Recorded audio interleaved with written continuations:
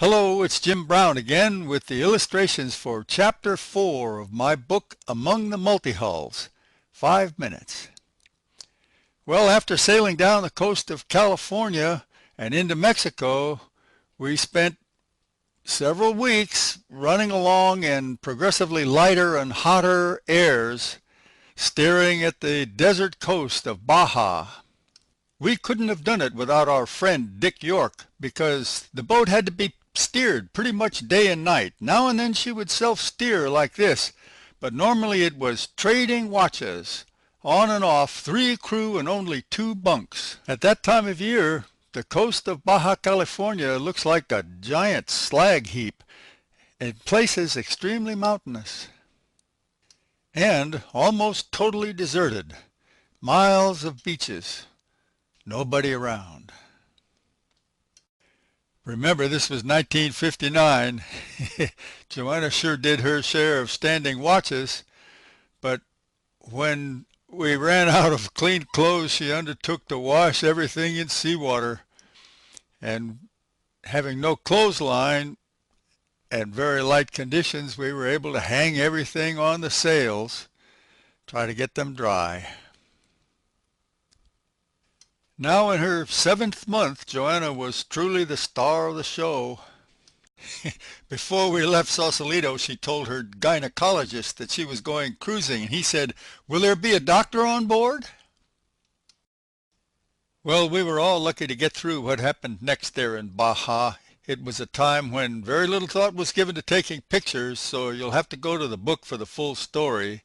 But briefly, we lost our boat. But with the help of a wonderful old Mexican whom we called Strong Eyes, we miraculously got it back.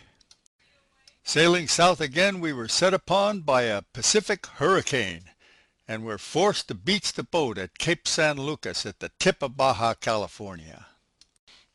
There was no harbor back then at this place, but with the many willing hands and hearts of the locals, we were able to get ourselves and the boat ashore before the major portion of the storm hit.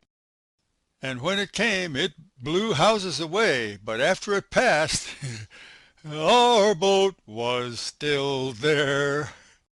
Thanks again to the Mexicans who had dug 3 deep holes in the sand so that we could lash our Juana down to these dead men in the sand. But San Lucas was a pretty desolate place in those days. It has since become the setting of the super resort called Cabo. But this was 1959, and there we were, 1,000 miles and more from home, right in the heart of the storm season, very little money and a baby on the way. I really loved my boat right then, but it was clear that our foolhardy junket was disintegrating. And yet again we were saved by the Mexicans.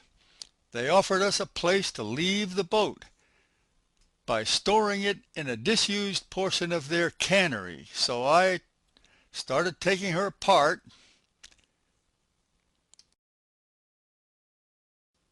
Once taken into pieces, she wasn't very heavy. And we let the mast down, and the local cannery workers got together and helped us carry her away. At one point the locals said that we should stay and have the baby there, but one afternoon we saw something that changed our minds. A fishing boat came in. The guys came ashore and bought this poor goat, threw it in their skiff, and hauled it back aboard for dinner. I guess they were tired of eating fish.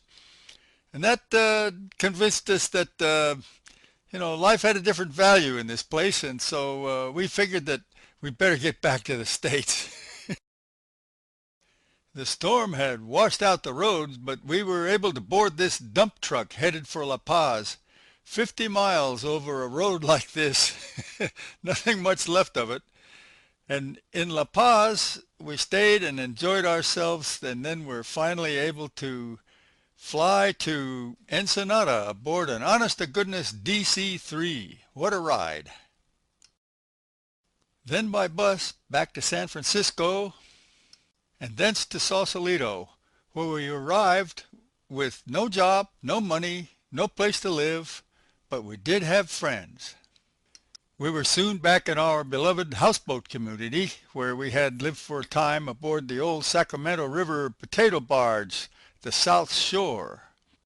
We had a nice apartment here, where we looked across the water directly to the old lumber schooner Lassen, whose stern was falling off into the mud, people still living in the place even though the tide was coming in their living room.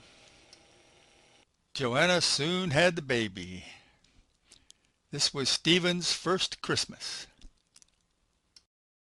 I found a job at my old profession of sanding boat bottoms, and we spent the next 3 months having dreams of bounding over the waves and trying to figure out how we would ever get our boat back from Mexico. And that, patient viewer, is the subject of Chapter 5. See you there.